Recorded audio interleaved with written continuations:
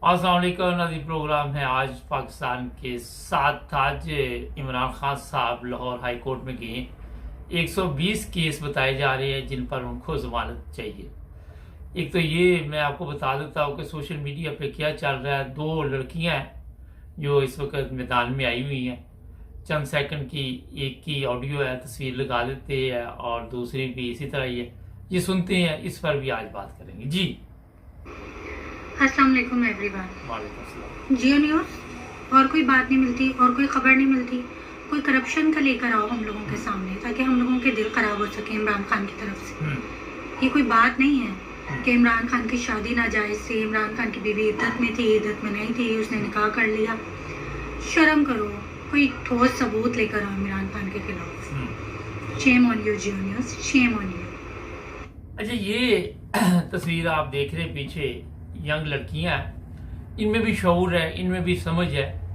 अगर आप यहाँ यूरोप में रहते हैं तो यहाँ पे ये लोग अवाम के मसाइल देखते हैं कि अवाम का क्या मसला है जिस पर हम काम करें, और उसी पे ये अपना वक्त ज़ाया करते हैं। हमारे जो पर्सनल तौर पे आजकल आप देख रहे हैं कि हर एक के ऊपर हमले हो रहे, ना किसी को मुल्क की फिक्र है। जिस तरह अभी इस बच्ची ने भी यही कहा, लड़की ने भी, कि कोई ऐसी चीज़ें इमरान खान के लिए जो आपने कारनामे किए हुए हैं, जो नवाज शरीफ एंड कंपनी ने, वो लेके आओ।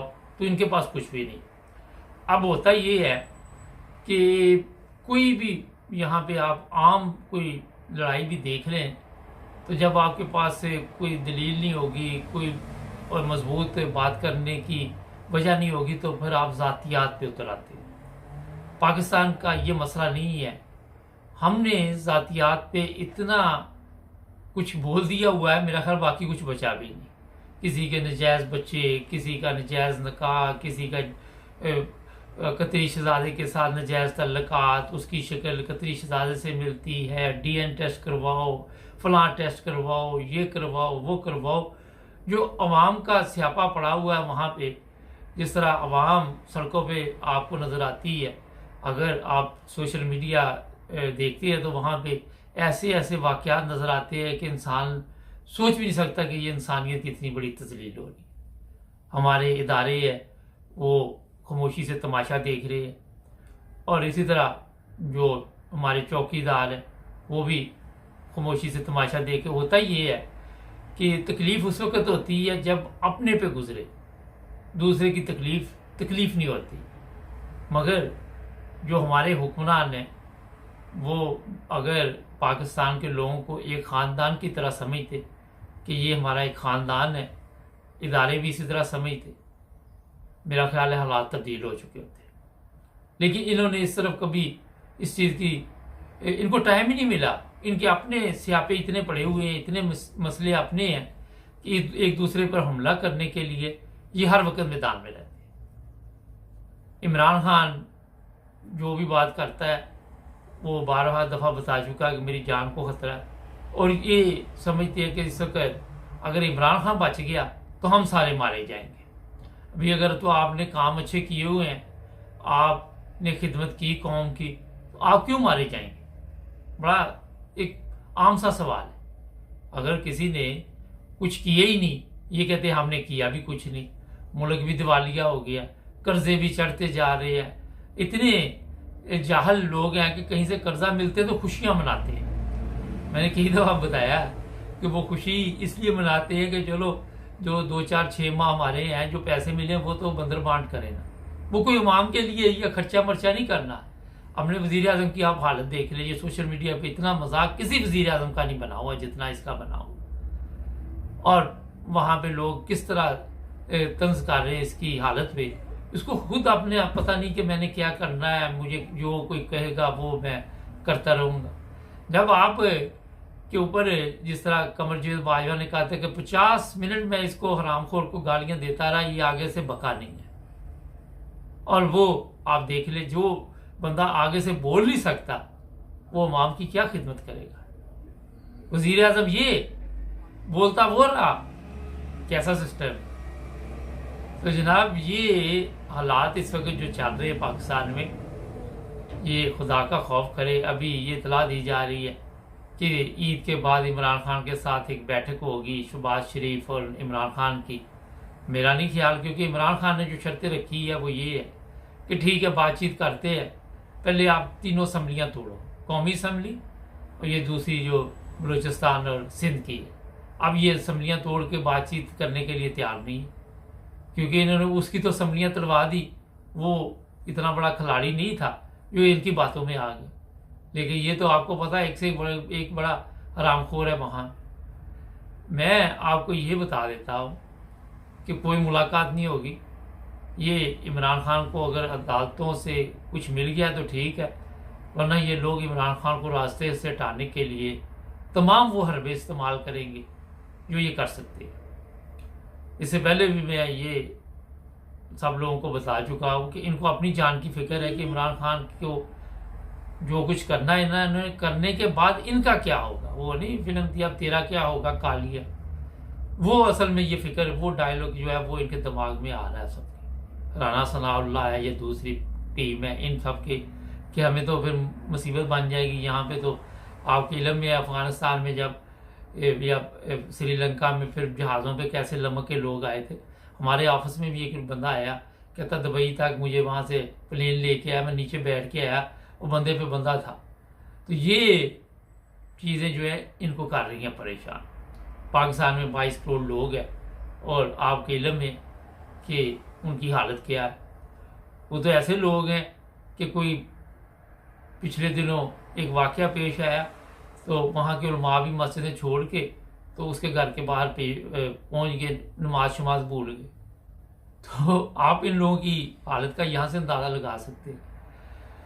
क्योंकि हमारी कौम को अगर शऊर कोई थोड़ा बहुता दिया है, अभी मुकम्मल नहीं है, अभी भी जहालत हर तरफ है। अगर मेरे से पूछे तो एक से एक बड़ा जहाल है। तो वहाँ पे लोगों में थोड़ा बहुता फ़र्क पड़ा है। सिर्फ वो इमरान खान ने बताया कि जनाब ये लोग आपके ऊपर इतने सालों से लूटमार कर रहे थे, इतने सालों से आपको बेवकूफ़ बना रहे थे, आप जाहल लोग हैं, जहालत से बाहर निकले। अभी भी 40% जो हैं उन जाहलों के साथ ही है।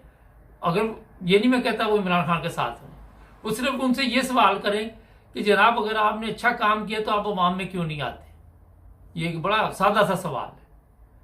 इमरान खान को वोट ना दें, किसी और को दे दें, मगर इनसे ये सवाल तो कर सकते। लेकिन ये ज़हनी गुलाम, ये और सादराज से दिमागी तौर पर इनके ऊपर जो दिमागों के ऊपर है गुलामी की जंजीरों से ऐसे जकड़ा हुआ है कि ये बाहर नहीं निकल पा रहे।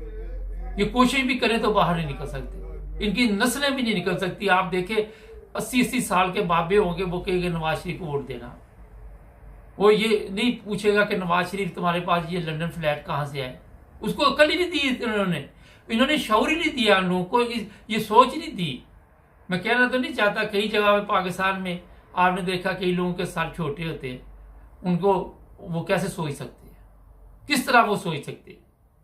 कोई रस्म है, पता नहीं क्या है वहाँ पे, पता तो मेरे को विश्वास सार है, लेकिन मैं कोई ऐसा अपने चैनल पे बात नहीं करना चाहता। तो इसी तरह इन लोगों के भी जो वो क्या होते हैं, सर जो है कोई छोटे है, अंदर दिमाग छोटे है, इनकी सोच छोटी है, वो फल फूल नहीं सके। और इनको इस तरह के बंदे चाहिए, इनको ऐसे ही बंदे चाहिए जिनके दिमाग काम ना करते हो। क्योंकि जब अवाम के दिमाग काम करेंगे तो फिर ये ज़ाहिर है पूछेंगे सवाल। तो गुलाम कौम में शऊर पैदा करना भी मेरा ख्याल बड़ा मुश्किल काम है।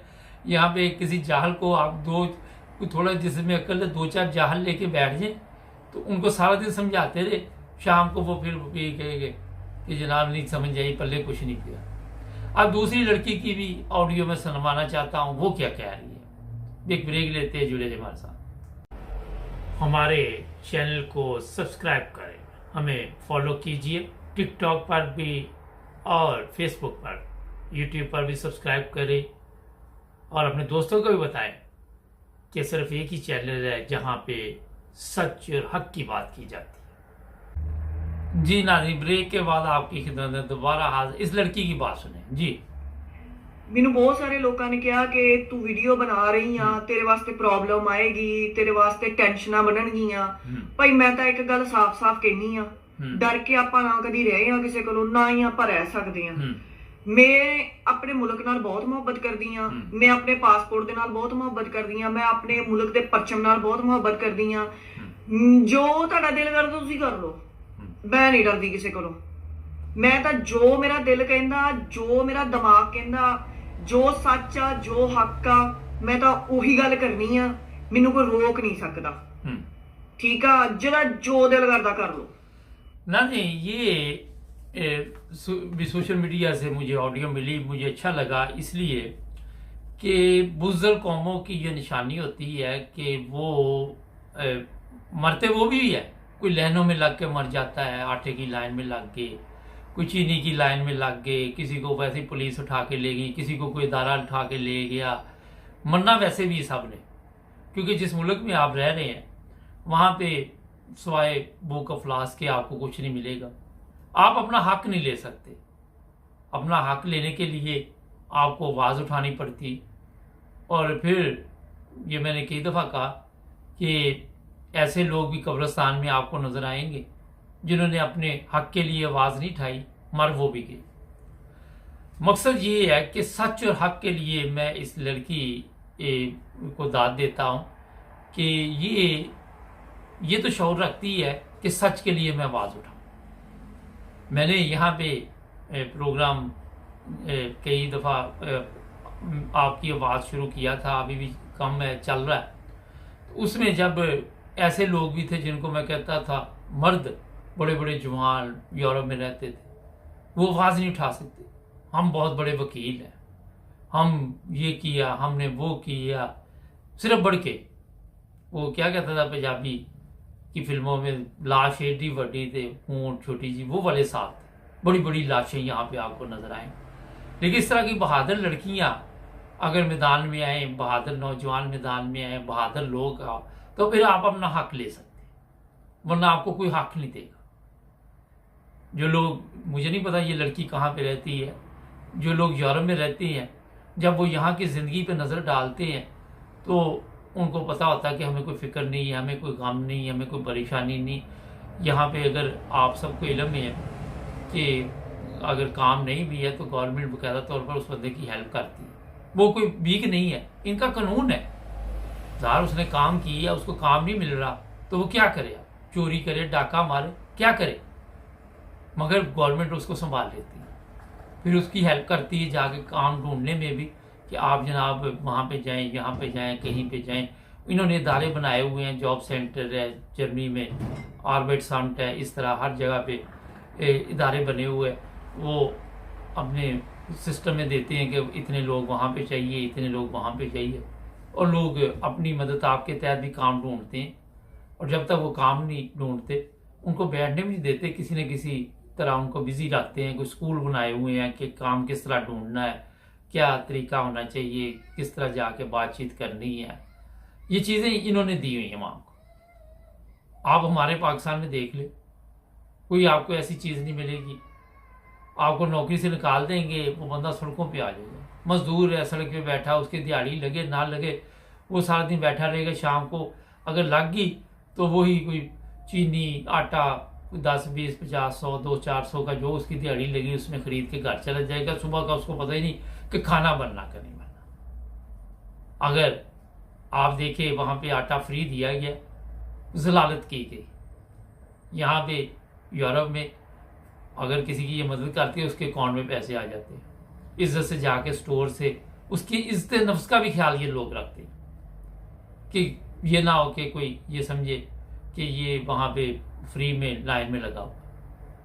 ये फ़र्क है। और ये जो लड़की इस वक्त है यहाँ पे जो बात कर रही है, ये ज़ाहिर है यूरोप के हालात देख रही होगी या किसी ऐसे मुल्क में होगी जहाँ पे ये सिस्टम चल रहा होगा।